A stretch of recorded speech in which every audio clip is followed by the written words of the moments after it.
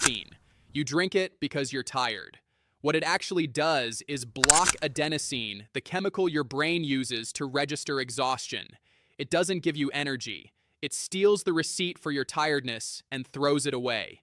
The fatigue is still accumulating. You just can't feel it. Your dopamine flows slightly freer. Your heart rate climbs. You feel sharp, capable, online. Then the adenosine floods back the moment it wears off, and the crash reminds you that caffeine didn't create energy. It borrowed it. You'll pay it back tonight when you can't sleep. Nicotine.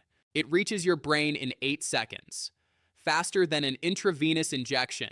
It binds to acetylcholine receptors and triggers a precise, clean release of dopamine. Not a flood, a controlled drip. That's why it doesn't feel like a drug. It feels like focus. It feels like calm. Your brain notices the pattern. It starts producing fewer natural receptors, outsourcing the job to the cigarette. Now you don't smoke to feel good. You smoke to feel normal. The addiction isn't pleasure-seeking. It's deficit management. The cigarette created the hole it keeps filling. Alcohol, the most socially accepted sedative on the planet. It suppresses glutamate, the excitatory neurotransmitter that keeps your prefrontal cortex online. That's the part of your brain responsible for consequences, inhibition, and the voice that says, maybe don't. When it goes quiet, you feel free. You feel warm. You feel like yourself, just louder. Simultaneously, GABA floods in, producing the heavy, slowed sensation in your limbs. Your cerebellum loses precision. Your amygdala loses volume. You stop calculating risk. You start calculating confidence. At low doses, you are social lubrication. At high doses, you are a system shutting down. Cannabis. THC is shaped almost identically to anandamide, your brain's naturally occurring bliss molecule, named after the Sanskrit word for joy. It slots into your endocannabinoid receptors like a master key. Suddenly, your sensory volume dials turn up. Food tastes deeper. Music moves differently.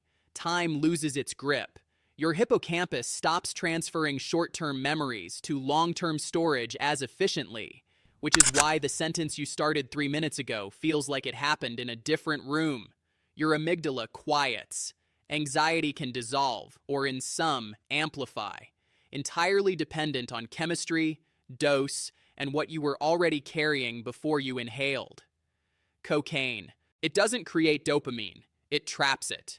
Normally, dopamine fires across a synapse and gets reabsorbed after delivering its signal. Cocaine blocks the reuptake pump. The dopamine stays. It floods. Your reward system screams that you are winning at everything simultaneously. Confidence isn't a feeling. It's a biological fact to you now.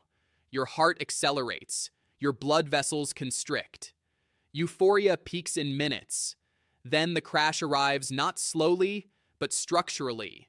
Your dopamine reserves are depleted. Your natural baseline feels like failure. That's the design flaw. The drug didn't just give you a high, it showed your brain a ceiling it will now spend years trying to find again without chemistry. MDMA, serotonin, dopamine, and norepinephrine release simultaneously, not sequentially, all at once. Your amygdala, the fear and threat detection center, essentially goes offline. Social barriers dissolve. Eye contact feels profound. Strangers feel like family. Your body temperature rises. Your jaw tightens. You feel connected to everything around you, and somehow also completely yourself. The serotonin flood is the reason. It governs mood, empathy, and the sense that things are fundamentally okay. The reason you feel hollow and gray for days afterward is not weakness. It's arithmetic. You spent what you had.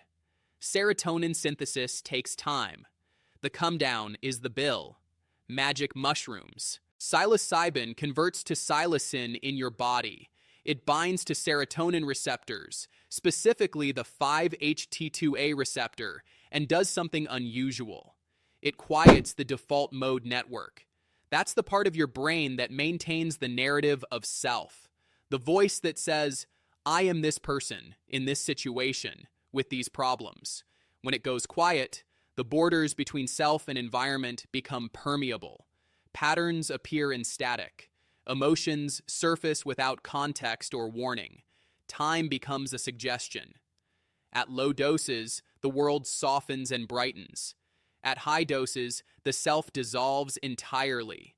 Clinical research is now showing this dissolution may be precisely why it shows measurable results in treating depression, PTSD, and end-of-life anxiety. Ketamine, an anesthetic that became a dissociative that became, quietly, one of the most researched antidepressants of the last decade. It blocks NMDA receptors, which regulate glutamate. The result is a sensation of separation between your mind and your body, between you and physical space. At clinical doses, consciousness narrows into a tunnel of strange calm. At higher doses, users describe the K-hole, a complete detachment from physical reality. The brain appears to respond by rapidly forming new synaptic connections, which is why a single dose can interrupt severe depressive episodes within hours, not weeks.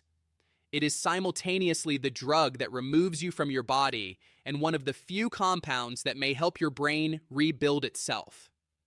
Opioids. Your body already makes them.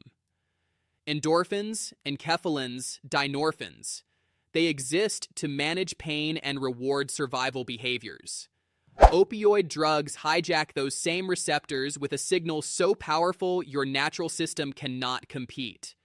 Pain doesn't just decrease, it becomes irrelevant. Your breathing slows, muscles soften. A warmth moves through your body that users describe as the feeling of being completely safe, possibly for the first time.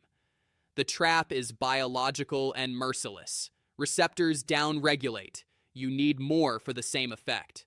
Withdrawal isn't discomfort, it's your nervous system, stripped of its artificial support, screaming to recalibrate. Opioids are the most effective pain management tool ever discovered and the most structurally addictive substance class ever encountered. Both things are fully true. LSD, a microgram, a fraction of a grain of salt. That is all it takes. LSD binds to serotonin receptors across the entire cortex simultaneously and refuses to let go for up to 12 hours. Your brain's ability to filter and categorize sensory information breaks down. Connections form between regions that do not normally communicate. Visual cortex talking to auditory processing, memory bleeding into present perception. Synesthesia, geometry in closed darkness. The sensation that ideas have texture and sound has color. The default mode network fractures. Identity becomes a costume you can observe from a distance. The experience is entirely nonlinear. It will not be what you planned. It responds to mindset and environment with precise sensitivity. The same molecule on a bad day in a bad room is a different compound entirely. Every drug on this list works because your brain already had the door. The molecule just found the key. Dopamine, serotonin, glutamate, GABA, these are not inventions of pharmacology. They are the original architecture of how you feel alive, connected, rewarded, and safe. Every substance you just read about is a shortcut to a system that already exists inside you. Some shortcuts are mild. Some are borrowed time. Some open rooms in your mind you didn't know were there, and some lock the door behind you. The most honest thing chemistry can tell you is this: you were not broken before the molecule. The molecule simply showed you a version of your own neurology you hadn't met yet.